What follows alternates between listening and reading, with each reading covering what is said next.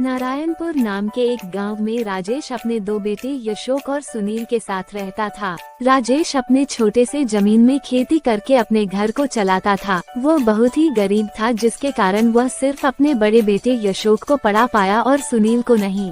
देखो बेटा, मेरे पास तुम दोनों भाइयों को पढ़ाने के लिए पैसे नहीं है, तो मैं तुम दोनों में से सिर्फ एक को ही पढ़ा पाऊंगा। आप फिक्र मत कीजिए पिताजी, आप जो भी फैसला लेंगे वो हमारे भलाई के लिए ही लेंगे। यशोक अपनी पढ़ाई पूरी करके एक बड़े से होटल में मैनेजर के पद पर नौकरी में लग गया और सुनील एक छोटे से होटल में काम करने लगा, जहां उसने तरह तरह के व्यंजन बनाने सीखे। यशोक की नौकरी लग जाने से उनकी आर्थिक स्थिति सुधर जाती है और उनका परिवार पक्के मकान में रहने लगते हैं। एक दिन यशोक का बॉस उसके घर पे डिनर पे आने का बात करते हैं। यशोक, सोच रहा था कि मैं तुम्हारे घर पे डिनर करने आऊँ, तुम्हें कोई ऐतराज तो नहीं है ना? नहीं सर, मुझे क्या ऐतराज होगी। आप मेरे घर को अपना ही घर समझिए। ठीक है, तो कल आप मेरे घर में डिनर पे आ जाइए। यशोक घर आके अपने पिताजी से कहता है कि पिताजी, मेरे बॉस हमारे घर डिनर पे आना चाहते हैं। हाँ, क्यों नहीं, बताओ कब का प्रोग्राम बनाया है? पिताजी, लेकिन हमारे घर में किसी को भी अच्छा खाना बनाना नहीं आता। आप फिक्र मत कीजिए भैया, मैंने हलवाई के यहाँ काम करके स्वादिष्ट व्यंजन बनाने सीख लिया हूँ, तो ये काम मुझ पर छोड़ दीजिए। लेकिन ध्यान रहे सुनील, मेरे बॉस 5 स्टार रेस्टोरेंट के मालिक है, तो जो भी खाना तुम बनाओ वो उनके हिसाब से ही होना चाहिए। वो सब मैं देख लूंगा भैया, आप बस अपने काम पर जान दीजिए। दूसरे दिन यशोक का बॉस उसके घर डिनर पे आते हैं और सुनील उनके लिए खाने की तैयारी में जुट जाता है। आइए सर, मैं आप ही का वेट कर रहा था। हाँ, क्यों नहीं, पहले अपने पिताजी से तो मिलाओ। हाँ, आइए ना सर, पिताजी आपका कब से वेट कर रहे हैं। सर, ये है मेरे पिताजी राजेश। नमस्कार भाई साहब, कैसे हो? ऊपर वाले की कृपा से सब कुशल मंगल साहब, आप बताइए, आइए बैठिए।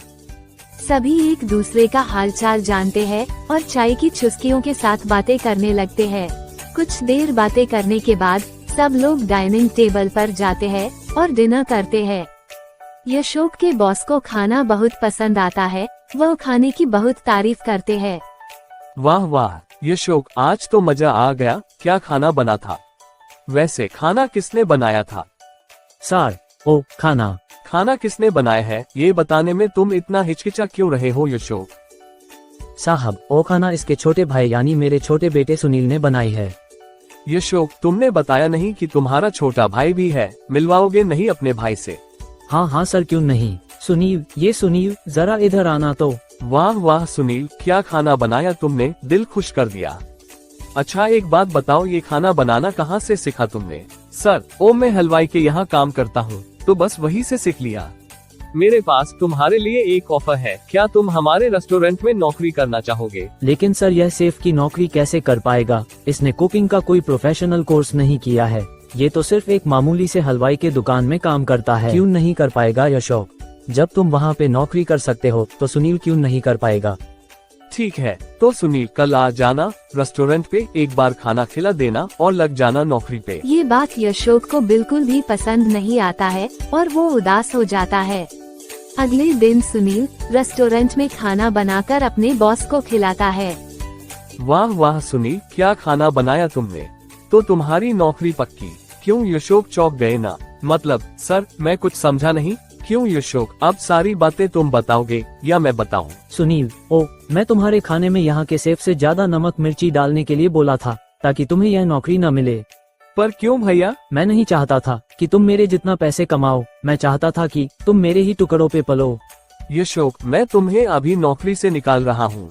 वो तो अच्छा हुआ कि मैंने तुम्हें शेफ से बातें करते हुए सुन लिया था और उसे मना कर दिया था। नहीं सर, इन्हें नौकरी से मत निकालिए, इन्हीं के वजह से तो हमारा घर चलता है और मैं यहाँ तक आया। देखा यशोक, तूने जिसको नौकरी से निकलवाना चाहा, वही तुम्हारी नौकरी बचा रहा है। I am sorry sir, I am sorry Sunil, मैंने तुम्हारे साथ गलत किया, मुझे ऐसा नहीं करना चाहिए था। यशोक को अपनी गलती का एहसास हो जाता है और वह अपने परिवार के साथ खुशी खुशी रहने लगते हैं।